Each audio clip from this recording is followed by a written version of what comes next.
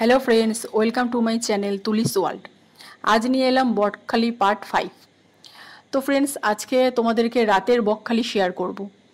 রাতে বকখালি সেজে উঠেছে বিভিন্ন রকম দোকানে ও নানাবিধ আলোর সজ্জায়। দেখতেই পাচ্ছ, সামনে কিছু চায়ের দোকান, লেস ফেস বিক্রি হচ্ছে। সামনে পাপড়ি চাট পাপড়ি চাট ভেলপুরির দোকান। এরকম বিভিন্ন প্রকার দোকান তোমরা এই সি বিচে পেয়ে যাবে। বেশ কিছু আইসক্রিমের দোকানও পেয়ে যাবে, যেখানে বিভিন্ন ফ্লেভারের আইসক্রিম পেয়ে যাবে, আমুলের আইসক্রিম পেয়ে যাবে।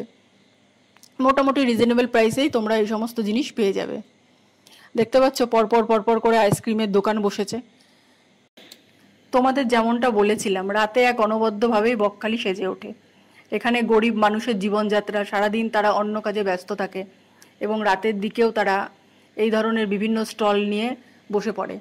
পরপর অনেক আইসক্রিমের দোকান, সামনে ফুচকা, ঝালমুড়ি, পাপড়ি চাটের দোকান এক এক করে সজ্জিত। সামনে মাছের দোকান, এই মাছ তোমরা ফ্রাই করে দেবে বা কষা করে দেবে, যেরকম বলবে সেরকম করে দেবে। তো এই মাছগুলো আমার মনে হয় দীঘার থেকে অনেক ফ্রেশ মাছ। দেখতেই পাচ্ছ পমফ্রেট, ইলিশ, চিংড়ি, অক্টোপাস, লোটে, ভোলা, এরকম অনেক মাছই রয়েছে এখানে সুসজ্জিত। প্লেট অনুযায়ী বিক্রি হয়। তো এক একটা জিনিসের রেট এক এক রকম। যেমন ইলিশ মাছ পার পিস 100 টাকা এভাবে বিক্রি হয়। লোটে মাছ 6 পিস 50 টাকা। সামনে কিছু কাঁকড়া রাখা হয়েছে, কিছু 100 টাকা প্লেট, কিছু 150 টাকা প্লেট। বিভিন্ন জিনিস অনুযায়ী, বিভিন্ন জাতের অনুযায়ী বিক্রি হয়। তো তোমরা এসে নিজেরা দরদাম করে খাবে, আশা করি ভালো লাগবে।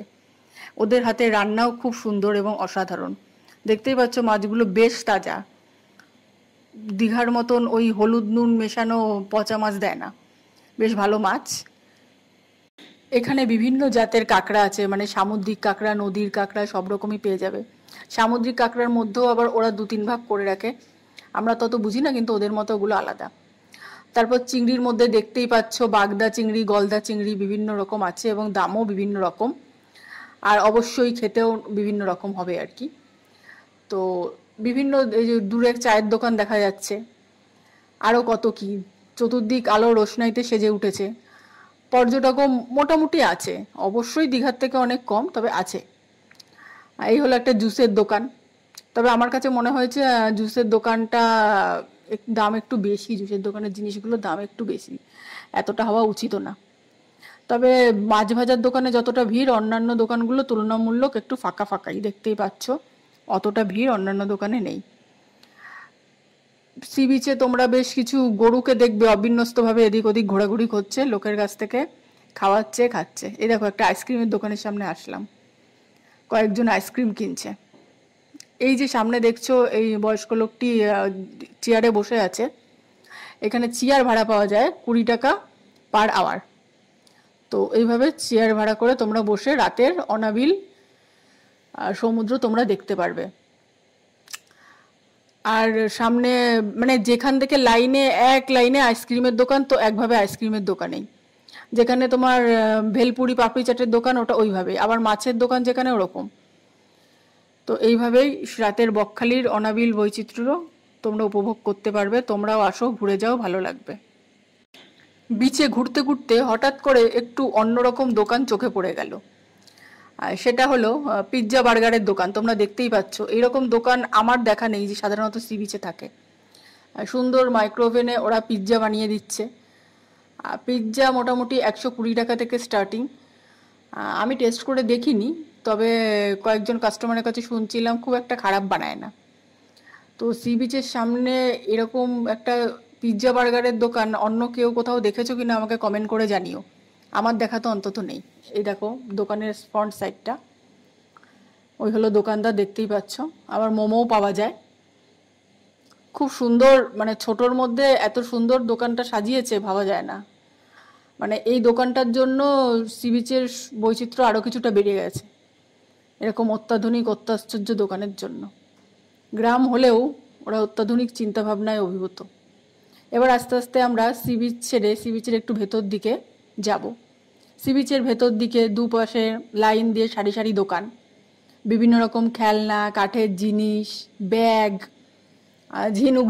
ঝিনুক দিয়ে তৈরি জিনিস, শঙ্খ, এই সমস্ত বিক্রি হচ্ছে। টেডি বিয়ার দেখতেই পাচ্ছ দুপাশে ঝোলানো, বাচ্চাদের বিভিন্ন টেডি বিয়ার, খেলার জিনিস, খুব সুন্দর, মানে পুরো দোকান ভর্তি ভর্তি জিনিস সাজিয়ে বিক্রি করছে, অসাধারণ লাগছে দেখতে। এই দোকানের রেটও মোটামুটি রিজনেবল, তবে পর্যটক স্থানে যেমন হয় আর কি, একটু তো দাম বেশি হয়েই থাকে না। এবার দেখো তোমাদেরকে দোকানের জিনিসগুলো একটু দেখাই। এই কিছু খেলনার দোকান, মানে বিভিন্ন শোপিস আর কি, ওপরে ঝালর, বিভিন্ন কালারের ব্লু, পিঙ্ক, বিভিন্ন কালারের ঝালর, বাচ্চাদের কিছু খেলনা ঝুলছে, ব্যাগ ঝুলছে ঝিনুকের, এমনি নর্মাল ব্যাগ, ঝিনুকের ব্যাগ, খুব সুন্দর লাগছে দেখতে। তোমরা এসে এখানে দরদাম করে জিনিস কিনবে, দরদাম করে না কিনতে পারলে কিন্তু মুশকিল, একটু দরদাম করে বুঝে নিয়ে জিনিস কিনবে। কালেকশন খুবই সুন্দর, কিন্তু একটু বুঝে শুনে কিনতে হবে। এবার আমরা আস্তে আস্তে বিচ থেকে আরও বেশি ভেতর দিকে, মানে পার্কিং অফিসের ওখানে চলে যাচ্ছি, যেখানে তোমাদেরকে দেখিয়েছিলাম। মানে পার্কিং অফিসের একটু আগে এই দোকানগুলো আর কি, দোকানগুলো বিচের সামনে থেকে শুরু হতে হতে একদম পার্কিং অফিসের আগে গিয়ে শেষ হয়েছে। তো সব দোকানেই ভর্তি ভর্তি জিনিস দেখতে পাচ্ছ, বিভিন্ন রকম খাবারের জিনিসও বিক্রি হচ্ছে, তবে খাবারের কোয়ালিটি কী হবে সেটা আমি বলতে পারবো না, দেখে শুনে নেবে। এবার চলে এলাম পার্কিং অফিসের পাশে, বিশ্বকর্মা পুজো হয়েছিল সেখানে। এটা হলো বকখালি সি বিচের রাতের কিছু ভিডিও। দীঘার মতো পর্যাপ্ত আলো না থাকায় ভিডিও অত বেশি আলোকিত হয়নি, একটু অন্ধকার অন্ধকার রয়েছে, তবু হালকা স্রোত, তোমরা দেখে বুঝতেই পারবে, জল অনেকটাই কাছে।